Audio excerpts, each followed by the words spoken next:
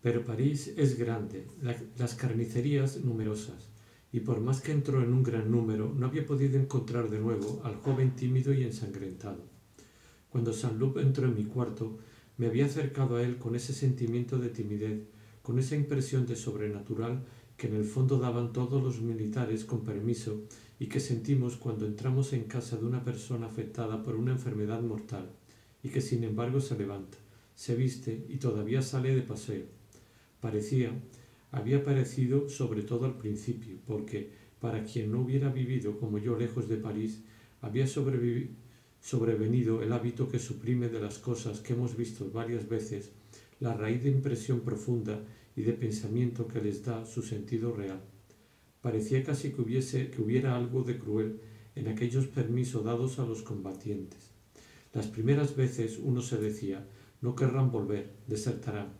Y en efecto, no solo venían de lugares que nos parecían irreales porque habíamos oído hablar de ellos únicamente por los periódicos y no podíamos imaginarnos que alguien hubiera participado en aquellos combates titánicos y volver apenas con una contusión en el hombro.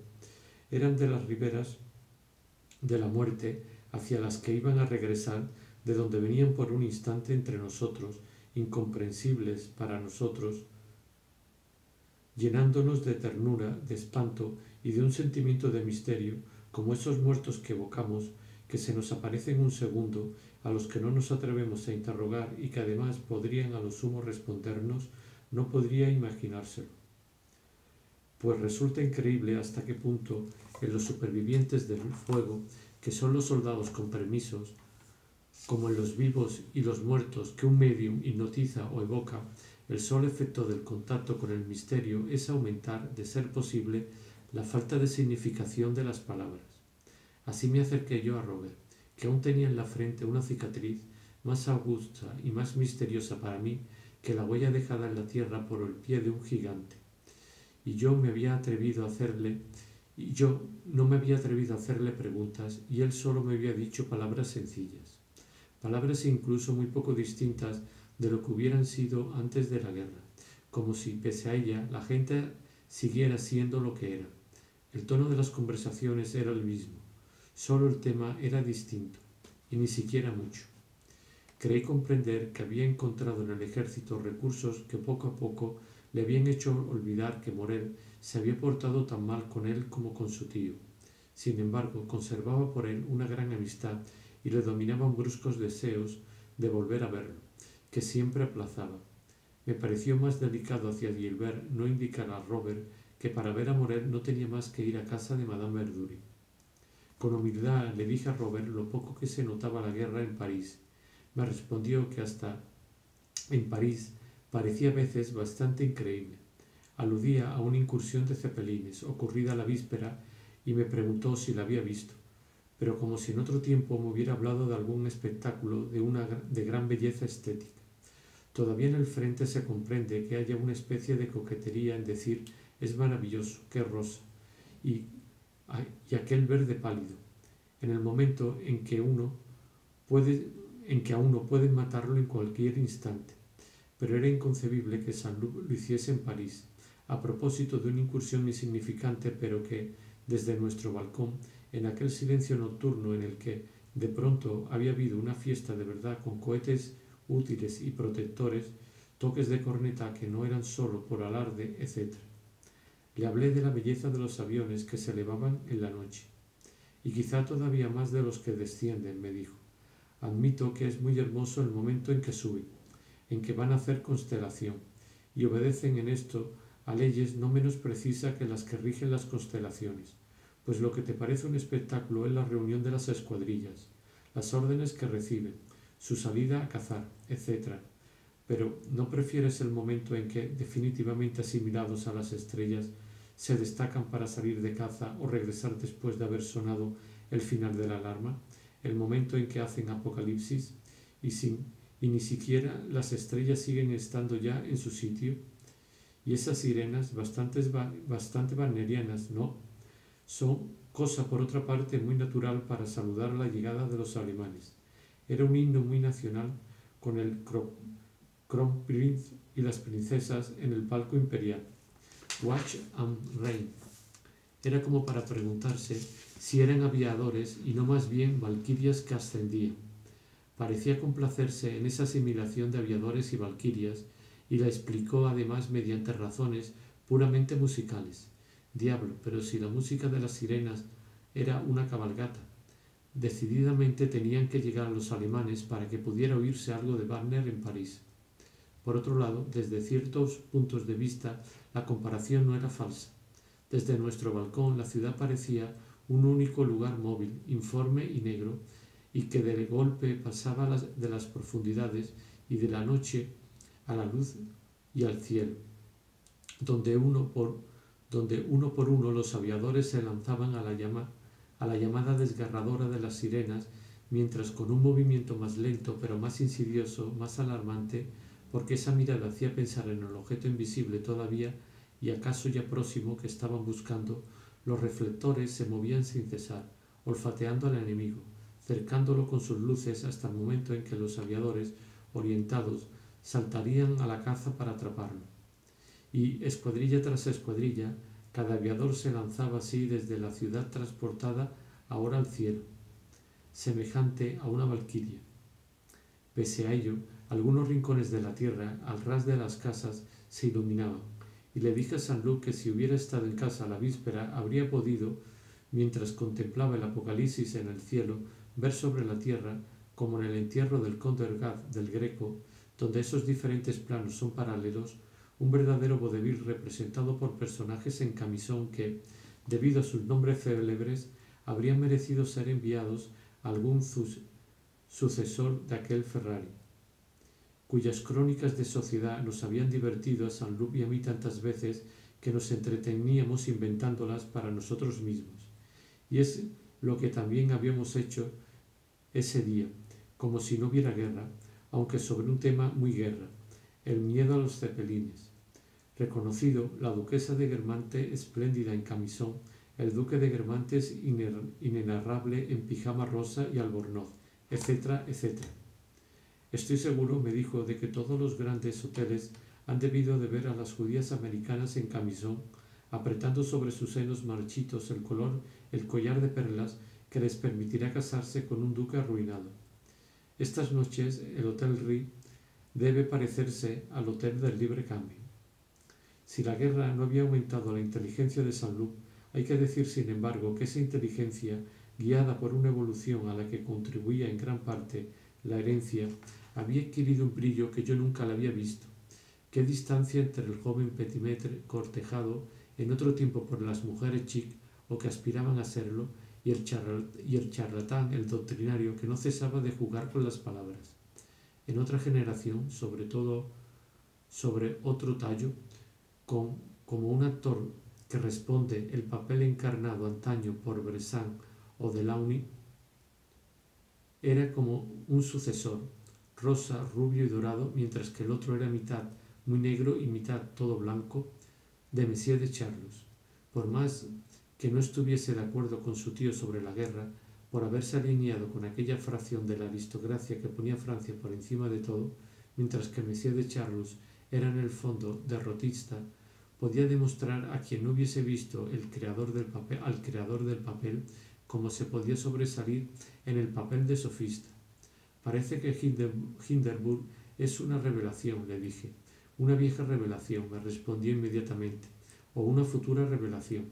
En vez de andarnos con contemplaciones con el enemigo, habríamos debido dejar de actuar a Maggi, abatir a Austria y Alemania y europeizar Turquía en lugar de montenegrizar Francia. Pero tendremos la ayuda de los Estados Unidos, le dije. Mientras tanto, aquí no veo otra cosa que el espectáculo de los Estados desunidos. ¿Por qué no hacer concesiones más amplias a Italia por miedo a descristianizar Francia? Si te oyese tu tío Charles, le dije, en el fondo a ti no te molestaría que ofendiesen un poco más todavía al Papa, mientras que él piensa con desesperación en el daño que puede hacerse al trono de Francisco José. Por otra parte, en este punto declara seguir la tradición de Talleyrand y del Congreso de Viena. La era del Congreso de Viena ha prescrito, me respondió. A la diplomacia secreta hay que oponer la diplomacia concreta. En el fondo mi tío es un monárquico impenitente al que se podría hacer tragar carpas como Madame Mole o escarpias como Arthur Meyer, siempre que carpas y escarpias fuesen a la Chambord. Creo que por odio a la bandera tricolor antes se alistaría en las filas del Bonnet Rouge, que tomaría de buena fe por la bandera blanca. Cierto, no eran más que palabras y Saint-Loup estaba lejos de tener la originalidad, a veces profunda, de su tío, pero era tan afable y encantador de carácter como el otro suspicaz y celoso, y seguía siendo encantador y rosa como en Balbec, bajo todos aquellos cabellos suyos de oro. La única cosa en la que su tío no la había superado era aquella mentalidad del Faubourg Saint-Germain, de la que están impregnados quienes más alejados de ella se creen y que les otorga a la vez ese respeto de los hombres inteligentes y linajes que sólo florecen verdaderamente en la nobleza y vuelve tan injustas las revoluciones, mezclado a una tonta satisfacción de sí mismo. En virtud de esa mezcla de humanidad y de orgullo, de curiosidades intelectuales adquiridas y de autoridad innata, M. de Charlus y Saint-Loup, por caminos diferentes y con opiniones opuestas, habían llegado a ser, con una generación de intervalos intelectuales a los que toda idea nueva interesa y conversadores de los que ningún interruptor puede obtener el silencio. De suerte que una persona algo mediocre podía encontrar a uno y otro, según la disposición en que se hallase, deslumbrantes o aburridísimos. ¿Te acuerdas, le dije, de nuestras conversaciones en Donciers?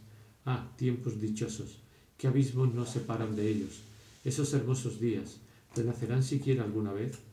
Del abismo prohibido de nuestras ondas, como ascienden al cielo los soles rejuvenecidos después de haberse lavado en el fondo de los mares profundos. No pensemos en esas conversaciones sino para evocar su dulzura, le dije. Yo trataba de alcanzar en ella una verdad de cierto género. La guerra actual, que lo ha trastornado todo, y en particular, según tú, la idea de guerra, invalida la que entonces me decías por aquellas batallas, por ejemplo, lo que entonces me decías sobre aquellas batallas, por ejemplo, las batallas de Napoleón que serían imitadas en las guerras futuras. De ninguna manera, me dijo. La batalla napoleónica sigue existiendo y más en esta guerra, porque Hindenburg está imbuido del espíritu napoleónico. Sus rápidos desplazamientos de tropas, sus fintas, sea que no dejen más que una ligera cortina ante uno de sus adversarios para caer con todas sus fuerzas reunidas sobre el otro, Napoleón 1814, sea que lleve hasta el fondo una diversión que obliga al adversario a mantener sus fuerzas en el frente que no es el principal, por ejemplo, la finta de Hindenburg ante Varsovia, gracias a la cual los rusos, engañados, concentraron allí su resistencia y fueron derrotados en los lagos de Masuria. Sus repliegues, análogos a aquellos con los que empezaron Austerlitz, Arcola, Eltmund, todo en él es napoleónico, y aún no ha terminado. Añado que, si lejos de mí intentas interpretar poco a poco los acontecimientos de esta guerra, no deberás fiarte demasiado exclusivamente de esa particular manera de Hindenburg para encontrar el sentido de lo que hace, la clave de lo que va a hacer. Un general es como un escritor que quiere hacer cierta obra de teatro, cierto libro, y que el libro mismo, con los recursos inesperados que revela en este punto, el callejón sin salida que presenta en otro, le hace desviarse muchísimo del plan concebido inicialmente. Dado que una diversión, por ejemplo, solo debe hacerse en un punto que en sí mismo tiene suficiente importancia, supón que la diversión saliese mejor de cuanto podía esperarse, mientras que la operación principal se salda con un fracaso. Es la diversión la que puede volverse la operación principal. Espero a Hindenburg en uno de estos tipos de batalla napoleónica, la que consiste en separar dos adversarios, los ingleses y nosotros. Mientras recordaba así la visita de Saint-Loup, había seguido caminando y había dado un rodeo demasiado largo. Casi estaba en el puente de los Inválidos.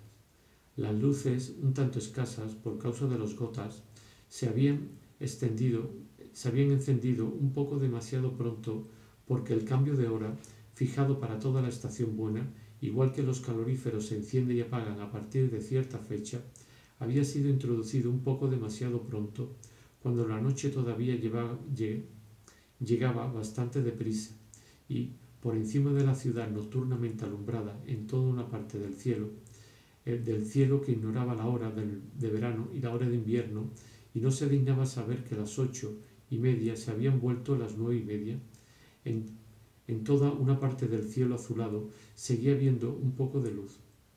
En toda la parte de la ciudad dominada por las torres del Trocadero, el cielo parecía un inmenso mar de matiz turquesa que se retira, dejando emerger ya toda una línea ligera de rocas negras, quizá incluso simples redes de pescadores alineadas una tras otras, y que eran pequeñas nubes. Mar en ese momento color turquesa y que se lleva consigo, sin que se den cuenta, a los hombres arrastrados en la inmensa revolución de la tierra sobre las que son lo bastante locos para continuar sus revoluciones propias y sus vanas guerras, como la que en ese momento ensangrentaba Francia. Por otra parte, a fuerza de mirar el cielo perezoso y demasiado bello, que no se dignaba cambiar su horario, y por encima de la ciudad alumbrada, prolongada blandamente, con aquellos tonos azulados, su jornada que se demoraba, el vértigo se apoderaba de uno. Ya no era un mar extendido, sino una gradación vertical de glaciales azules. Y las torres del Trocadero que parecían tan cercanas a los matices turquesa debían de estar extremadamente alejadas, como esas dos torres de ciertas ciudades de Suiza que desde lejos parecen estar junto a la pendiente de las cimas. Volví sobre mis pasos, mas una vez dejado el puente de los Inválidos, ya no había claridad en el cielo, apenas había luces siquiera en la ciudad, y tropezando acá y allá contra cubos de basura, tomando un camino por otro, me encontré sin darme cuenta, siguiendo maquinalmente un dédalo de calles oscuras, con que había llegado a los bulevares. Allí se renovó la impresión de Oriente que acababa de tener, y por otro lado, a la evocación del país del directorio sucedió la del París de 1815. Como en 1815 era el desfile más inconeso de uniformes de las tropas aliadas, y entre ellas africanos con falda pantalón roja, hindúes con turbantes blancos, bastaban para que, de aquel París por el que paseaba, hiciese yo toda una imaginaria ciudad exótica, en un Oriente a la vez minuciosamente exacto en lo relativo a las tropas y al color de las caras, arbitrariamente quimérico en lo relativo al decorado, como de la ciudad en que vivía Carpaccio. Hizo una Jerusalén o una Constantinopla, reuniendo allí una multitud cuyo maravilloso abigarramiento no estaba más coloreado que éste. Caminando detrás de dos suavos que apenas parecían preocuparse por mí, vi a un hombre alto y grueso, con sombrero blanco y larga hopalanda, y en cuya cara, color malva, dudé si debía poner el nombre de un actor o de un pintor igualmente conocidos por innumerables escándalos de sodomía. Estaba seguro en cualquier caso de que no conocía al paseante, por lo que me sorprendió mucho, cuando sus miradas se encontraron con las mías, ver que parecía molesto, y que se detuvo adrede y vino hacia mí como alguien que quiere demostrar que no le sorprendéis en absoluto, entregándose a una ocupación que hubiera preferido mantener secreta. Durante un segundo me pregunté quién me saludaba. Era el señor de Charlus. Puede decirse que, para él, la evolución de su mal o la revolución de su vicio estaba en ese punto extremo en que la pequeña personalidad primitiva del individuo, sus cualidades ancestrales, son completamente interceptadas por el paso frente a ellas del defecto o del mal genérico de que se acompaña. El señor de Charlus había llegado todo lo lejos que era posible de sí mismo, o mejor, estaba él mismo enmascarado de forma tan perfecta por lo que había llegado a ser y que no pertenecía solo a él sino a muchos otros invertidos, que en el primer momento lo había tomado por otro de ellos, detrás de aquellos zuavos, en pleno boulevard, por otro de ellos que no era Monsieur de Charlus, que no era un gran señor, que no era un hombre de imaginación y de ingenio, y que por todo parecido con el varón solo tenía ese aire común a todos, que ahora lo cubría todo en él, por lo menos antes de que uno se aplicara a mirarlo detenidamente.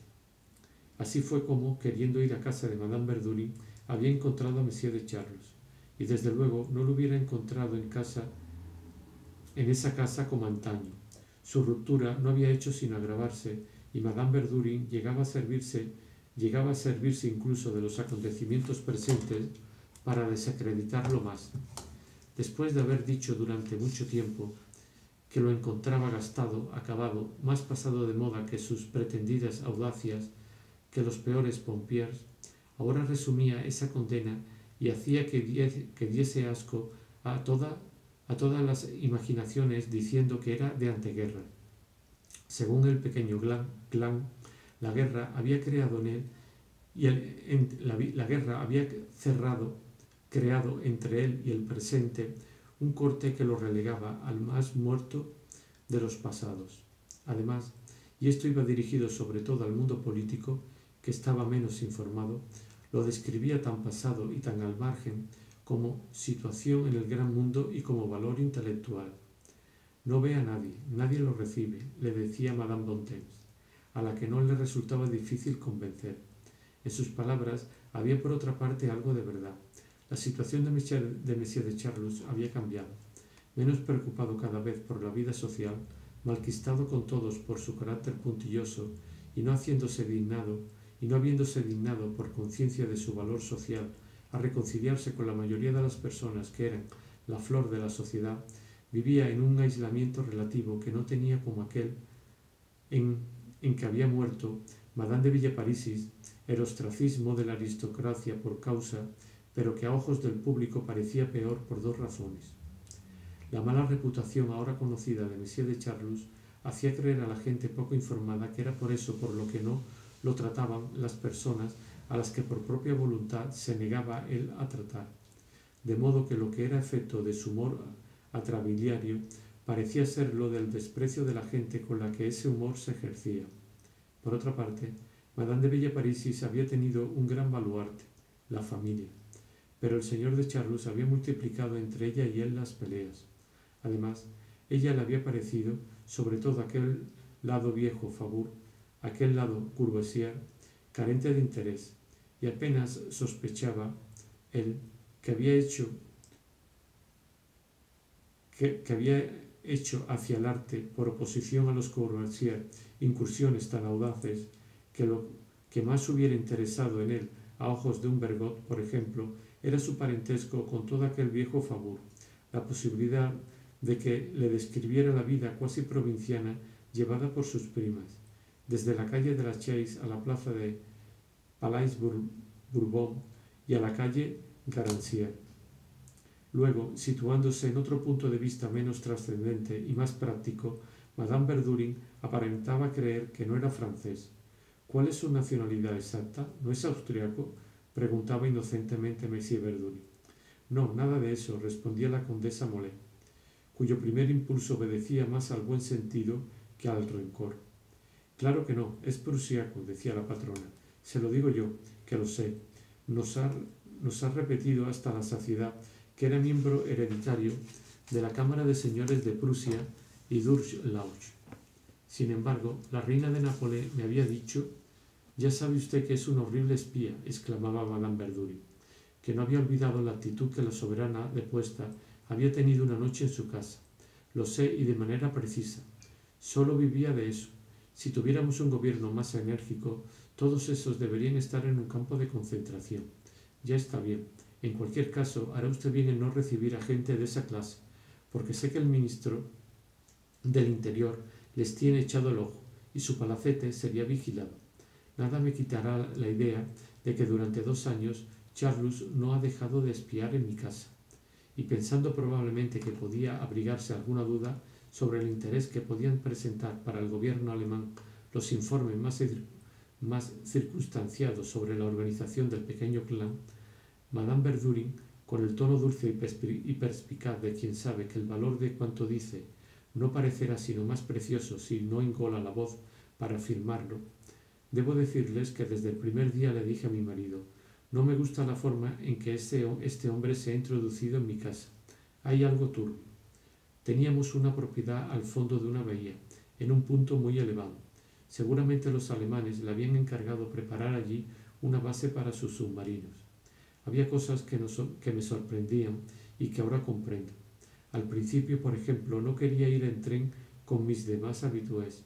Yo le había ofrecido muy amablemente una habitación en el castillo. Bueno, pues no.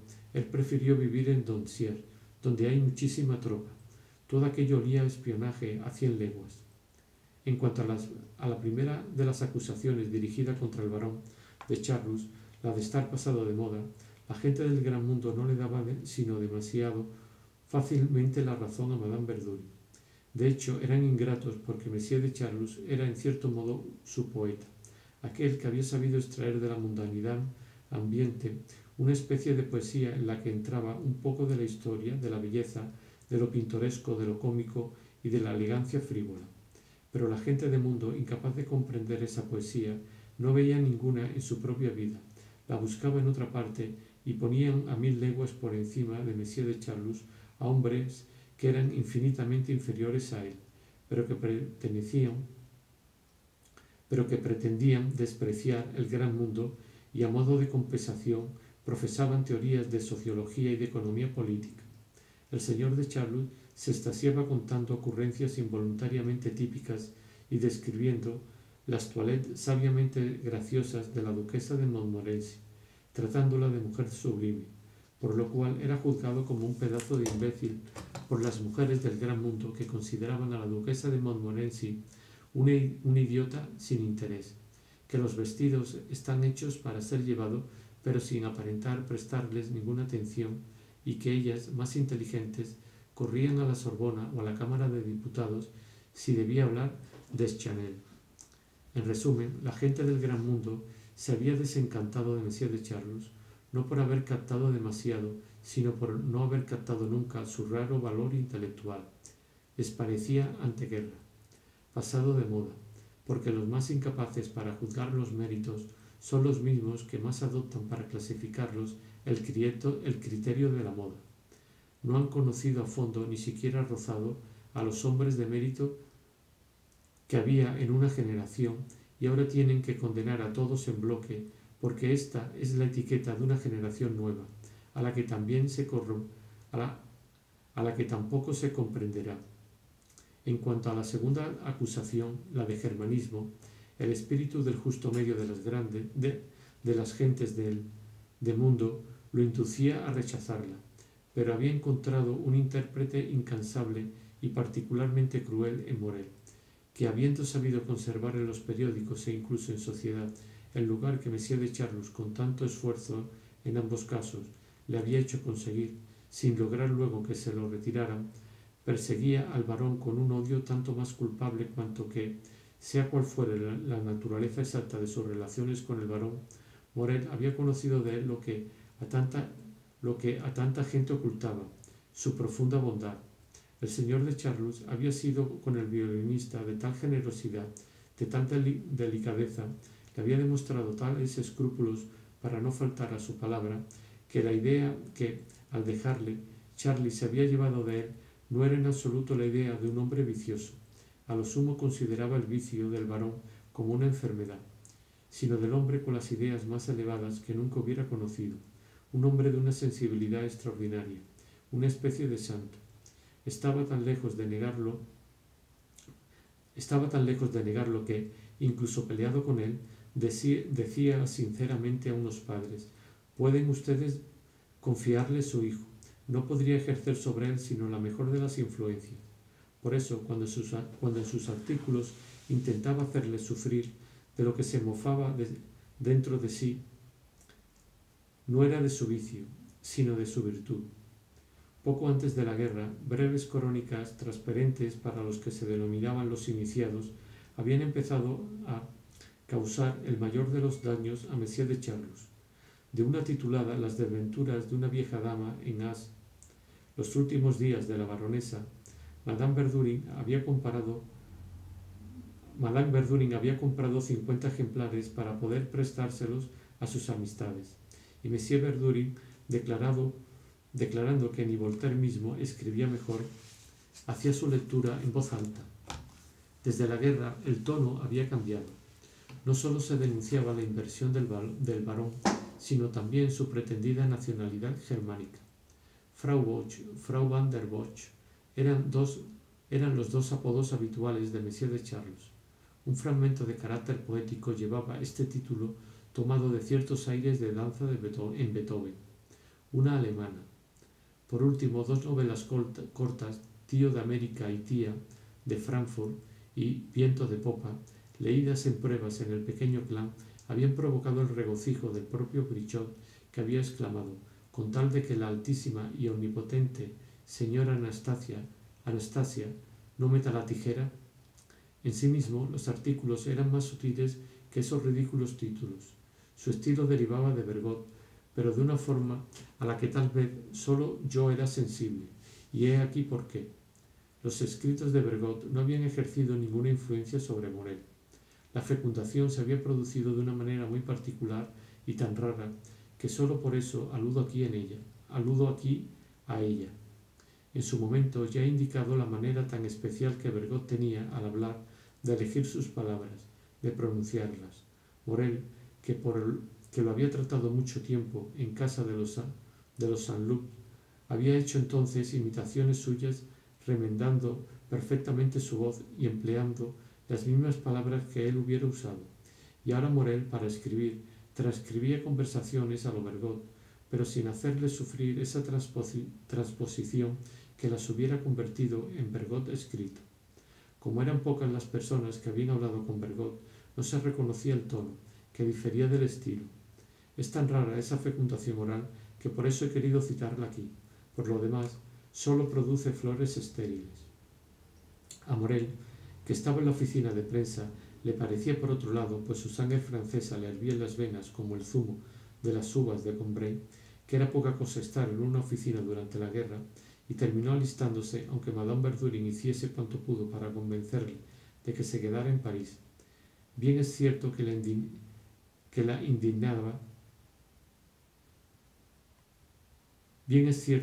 indignaba que Monsieur de Cambremer, a su edad, estuviera en un estado mayor. A ella, que de cualquier hombre que no iba a su casa decía: ¿dónde ha encontrado ese la manera de esconderse? Y si le aseguraban que ese estaba en primera línea desde el primer día, replicaba sin escrúpulos de mentir, o quizá por hábito de engañarse: nada de eso, no se ha movido de París. Lo único peligroso que hace es acompañar de paseo a un ministro, se lo digo yo, y respondo de ello, lo sé por alguien que lo ha visto. Pero con los fieles no pasaba lo mismo. No quería dejarles partir al frente, considerando la guerra como un gran pelma que les hacía abandonarla. Por eso hacía todas las gestiones posibles para que se quedase, cosa que le proporcionaba el doble placer de tenerlos a cenar y, cuando aún no habían llegado o ya se habían ido, criticar su inacción. Era preciso, además, que el fiel se prestase a ese emboscamiento, y se afligía viendo a Morel mostrarse recalcitrante. Por eso durante mucho tiempo le había dicho en vano: pues claro que sí, usted sirve en oficina, y más usted sirve en esa oficina, y más que en el frente. Lo importante es ser útil, formar verdaderamente parte de la guerra, estar en ella. Hay los que están en ella y los emboscados, y usted es de los que están. No se preocupe, todo el mundo lo sabe. Nadie le tira la piedra. Así, en circunstancias diferentes, cuando sin embargo los hombres no escaseaban tanto y ella no se veía obligada como ahora a recibir sobre todo a mujeres, si alguno perdía a su madre, no vacilaba en convencerle de que podía seguir yendo sin inconveniente alguno a sus recepciones. El dolor se lleva por dentro. Si quisiera ir a un baile, ella no los daba, sería la primera en desaconsejárselo. Pero aquí, en mis pequeños miércoles o en un palco, a nadie le extrañará. Todo el mundo sabe que está usted apenado. Ahora los hombres eran más escasos, los lutos más frecuentes, inútiles incluso para impedirles frecuentar la sociedad. Para eso bastaba la guerra. Madame Verdurin se aferraba a los que quedaban. Quería persuadirles de que eran más útiles a Francia quedándose en París, como tiempo atrás les hubiera asegurado que el difunto habría sido más feliz viéndoles distraerse. Pese a todo, tenía pocos hombres.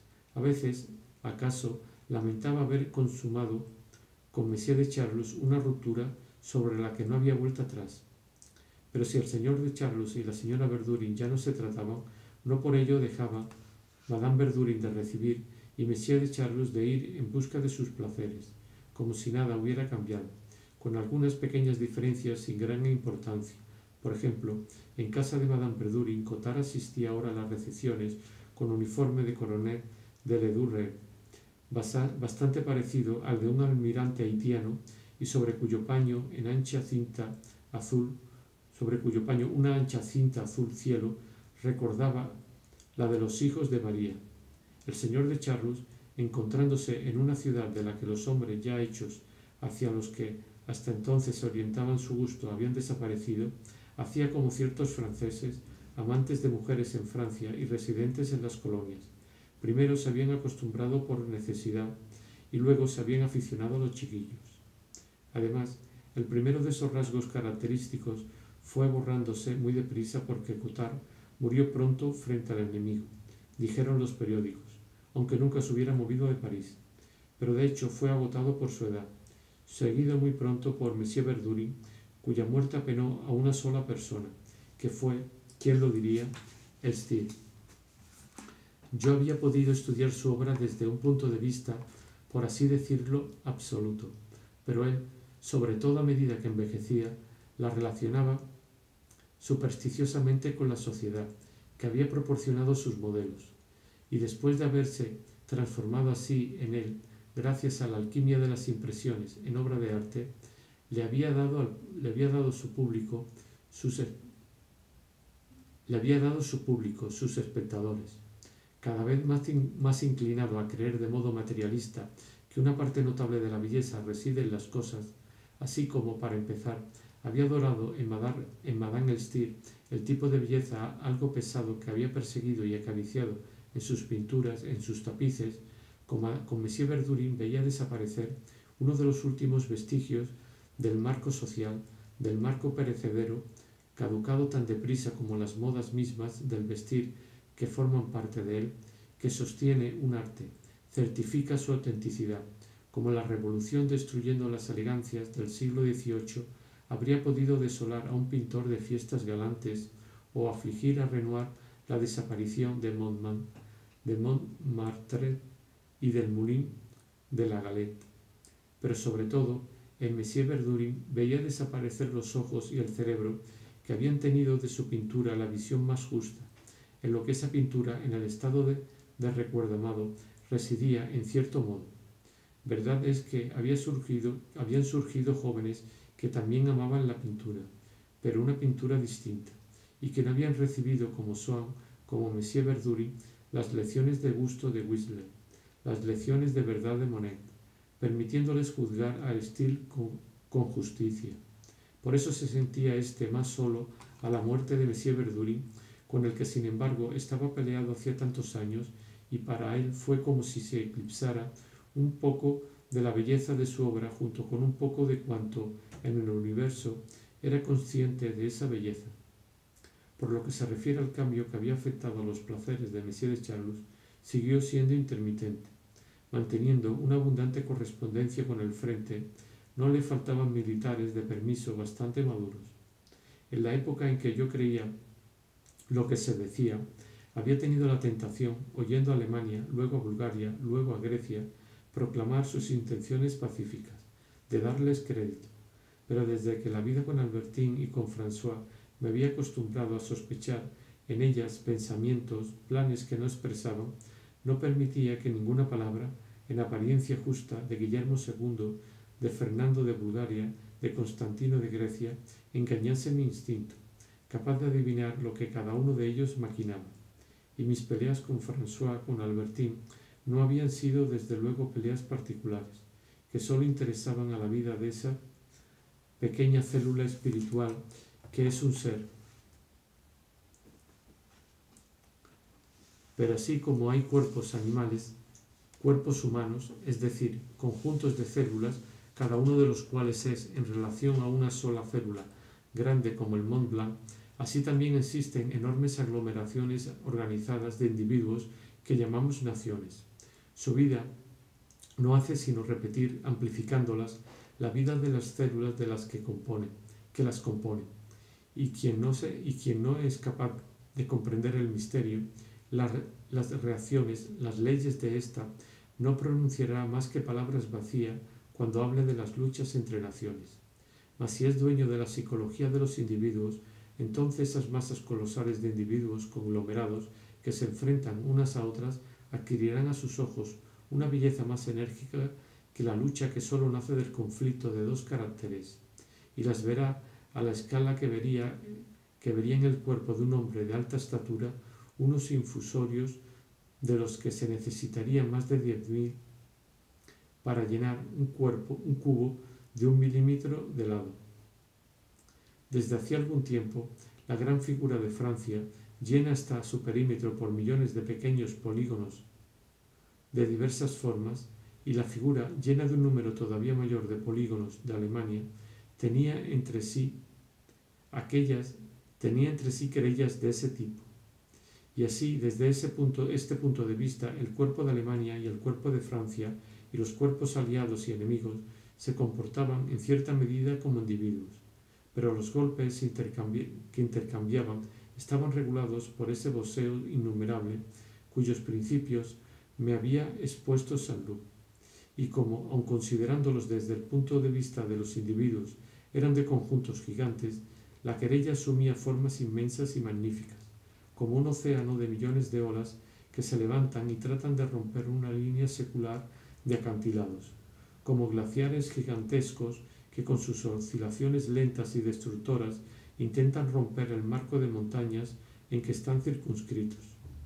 Pese a esto, la vida continuaba casi idéntica para muchas personas que han figurado en este relato, y sobre todo para Monsieur de Charlus y para los Verdurin, como si los alemanes no hubieran estado tan cerca de ellos, porque la permanencia amenazadora, aunque momentáneamente controlada, de un peligro nos deja del todo indiferente si no nos lo figuramos.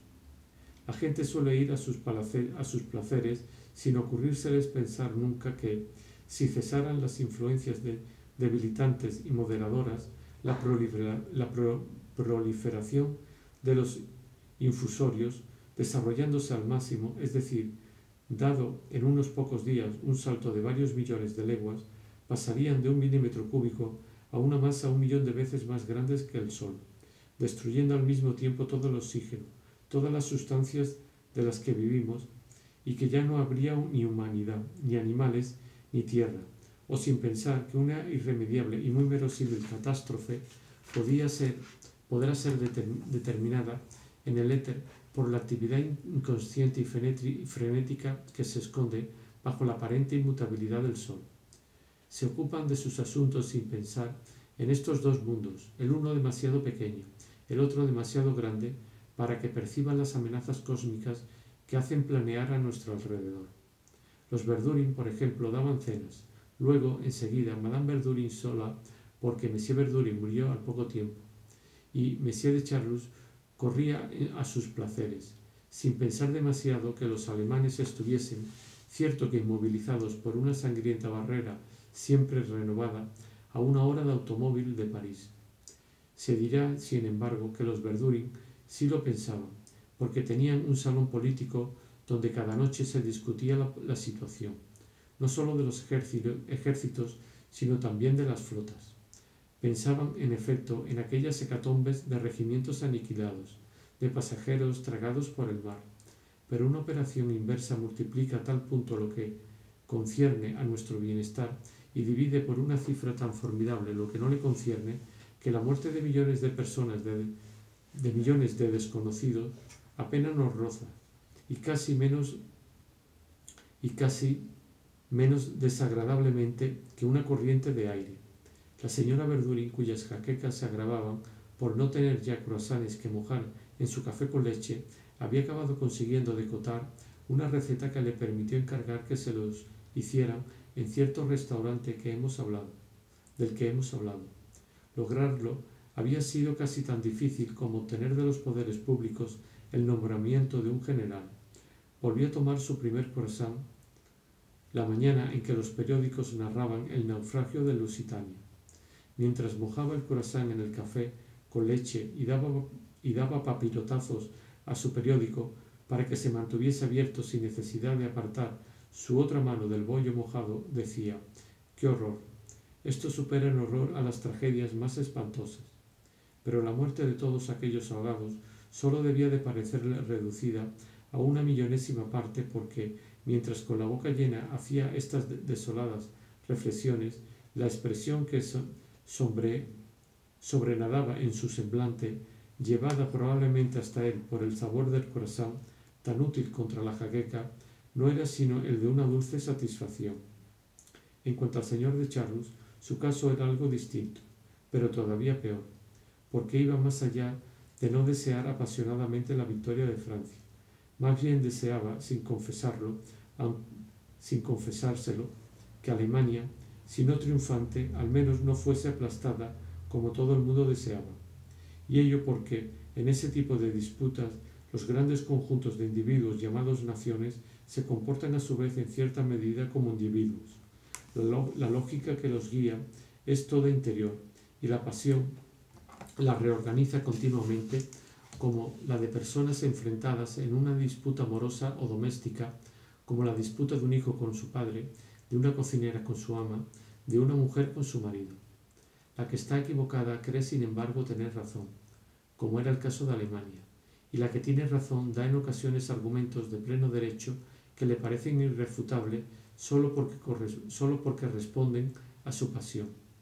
En esas peleas entre individuos, para convencerse del buen derecho de cualquiera de las partes, lo más seguro es ser esa parte. Un espectador nunca la aprobará de forma tan completa. Ahora bien, en las naciones, el individuo, si realmente forma parte de la nación, no es más que una célula del individuo-nación. El lavado de cerebro es una palabra vacía de sentido. Si alguien hubiera dicho a los franceses que iban a ser derrotados, ningún francés se habría desesperado más que si hubieran dicho que iban a matarlo los bertas. El verdadero lavado de cerebro se lo hace uno a sí mismo mediante la esperanza, que es una forma de instinto de conservación de una nación si uno es verdaderamente miembro de esa nación.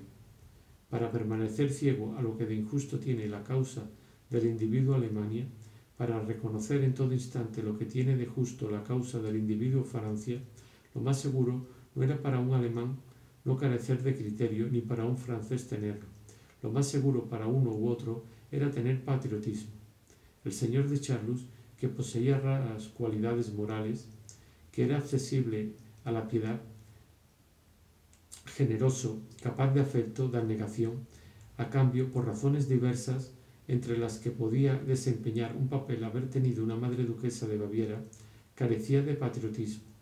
Pertenecía por consiguiente al cuerpo Francia como al cuerpo Alemania. Si yo mismo hubiera estado falto de patriotismo, en lugar de sentirme una de las células del cuerpo Francia, creo que mi manera de juzgar la disputa no habría sido la misma que hubiera podido ser en otro tiempo. En mi adolescencia, cuando creía a pies juntillas lo que me decían, oyendo al gobierno alemán proclamar su buena fe, probablemente me hubiera sentido tentado a no ponerla en duda, pero desde hacía mucho sabía que nuestros pensamientos no siempre concuerdan con nuestras palabras.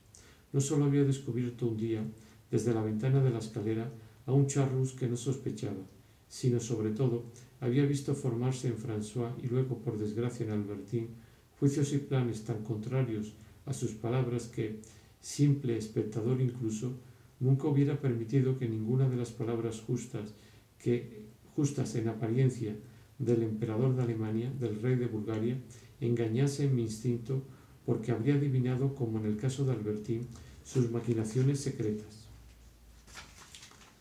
Pero en última instancia, solo puedo suponer lo que habría hecho de no haber sido actor, de no haber sido una parte del actor Francia.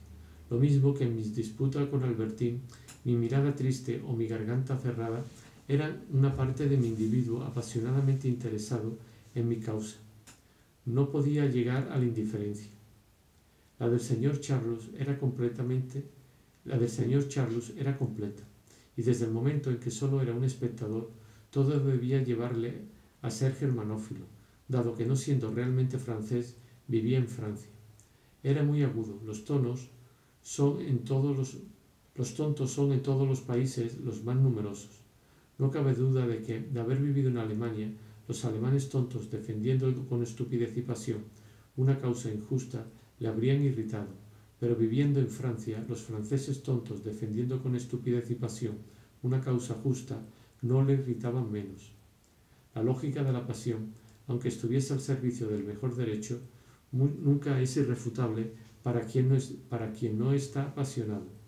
El señor de Charlus captaba con sutileza cada falso razonamiento de los patriotas. La satisfacción que causa a un imbécil su buen derecho y la certeza del éxito os dejan particularmente irritados.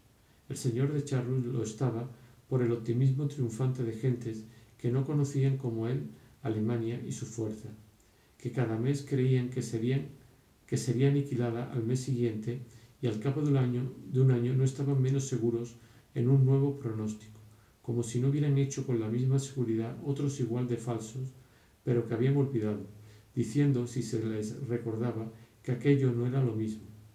Pero el señor de Charlus, que tenía ciertas profundidades en la mente, quizá no hubiera comprendido en arte que no es lo mismo. Es lo que oponían los detractores de Manet a los que les dicen que de Delacroix a los que le dicen de Delacroix se dijo lo mismo. Por último, el señor de Charlus era compasivo. La idea de un vencido le hacía sentirse mal. Siempre estaba de parte del débil. No leía las crónicas judiciales para no tener que sufrir en su carne las angustias del condenado y por la imposibilidad de asesinar al juez, al verdugo y a la multitud encantada de ver que se ha hecho justicia.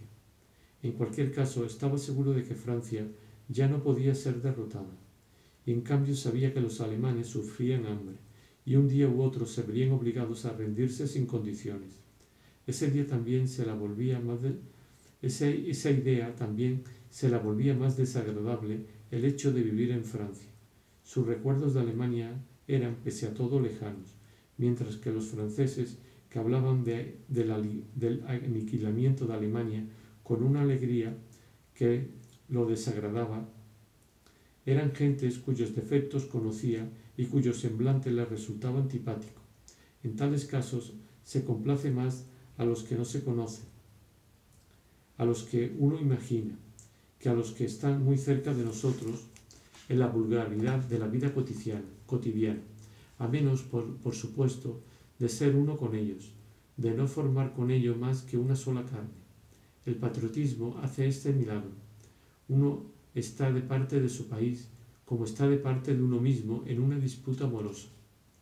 Pero por eso la guerra era para el señor de Charlus un cultivo extraordinariamente fecundo de esos odios que nacían en él en un instante y tenían una duración muy breve, pero en ese breve tiempo se hubiera entregado a todas las violencias.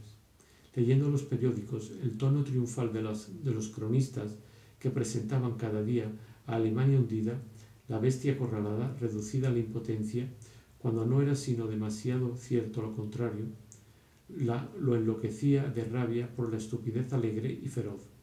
En ese momento los periódicos eran redactados en parte por personas conocidas que encontraban en ello una manera de reanudar el servicio, por los Brichot, por los Norpois, por Morel mismo y Legrade. El señor de Charlus soñaba con encontrárselos, con abrumarlos con los más amargos sarcasmos. Siempre particularmente enterado de las taras sexuales, las conocía de algunos que, creyéndolas ignoradas en ellos, se complacían en denunciarlas en los soberanos de los imperios de Persia, de Presa, en Wagner, etc. Ardía por encontrárselos cara a cara, por ponerles ante las narices su propio vicio delante de todo el mundo y dejar deshonrados y sin alientos a aquellos denostadores de un vencido. Por último, el señor de Charlus aún tenía razones más particulares para ser germanófilo. Una era que, hombre de mundo, había vivido mucho entre las gentes de la alta sociedad, entre las personas honorables, entre los hombres de honor, gente que nunca estrechará la mano a un canalla. Conocía su delicadeza y su dureza. Los sabía insensibles a las lágrimas de un hombre al que hacen expulsar de un círculo con el que se niegan a batirse, aunque su acto de limpieza moral haya de provocar la muerte de la madre de la oveja pestada. A pesar suyo, y por más admiración que pudiera sentir hacia Inglaterra por la forma admirable en que había entrado en la guerra, esa Inglaterra impecable, incapaz de mentir, que impedía que el trigo y la leche entrasen en Alemania, era un poco esa nación de hombre de honor, de testigo patentado, de árbitro en asuntos de honor, mientras que él sabía que gente tarada, canallas como ciertos personajes de Dostoyevsky, pueden ser mejores. Yo nunca pude comprender por qué los identificaba con los alemanes, pues no bastan la mentira y la astucia para hacer presumir un buen corazón, del que no parece haber dado prueba los alemanes. En fin, un último rasgo completará esa germanofilia de Monsieur de Charlus. La debía, y por una reacción muy extraña, a su charlismo. Los alemanes le parecían muy feos, quizá porque estaban un poco demasiado cerca de su sangre. Lo enloquecían los marroquíes, pero sobre todo los anglosajones, en los que veía algo así como estatuas vivientes de Fidias. Pero en su caso, el placer no dejaba de ir acompañado de cierta idea cruel cuya fuerza yo aún desconocía en ese momento. Al hombre que amaba lo veía como un delicioso verdugo. Tomar partido contra los alemanes le hubiera parecido obrar como sólo obraba en las obras de voluptuosidad, es decir, en sentido contrario a su naturaleza compasiva, es decir, inflamado por el mal seductor y aplastando la fealdad virtuosa. Así ocurrió también en el momento del asesinato de Rasputín, asesinato en el que, por otra parte, le sorprendió encontrar una impronta tan fuerte de color ruso, en una cena a lo Dostoyevsky, impresión que habría sido mucho más fuerte todavía si el público no hubiera ignorado de todo aquello lo que Monsieur de Charlus sabía perfectamente, porque la vida nos decepciona tanto que acabamos creyendo que la literatura no tiene ninguna relación con ella, y nos quedamos estupefactos viendo que las valiosas ideas que los libros nos han mostrado se exhiben sin temor a malgastarse de manera gratuita, natural, en plena vida cotidiana, y que, por ejemplo, una cena, un asesinato, acontecimientos rusos, tienen algo de ruso.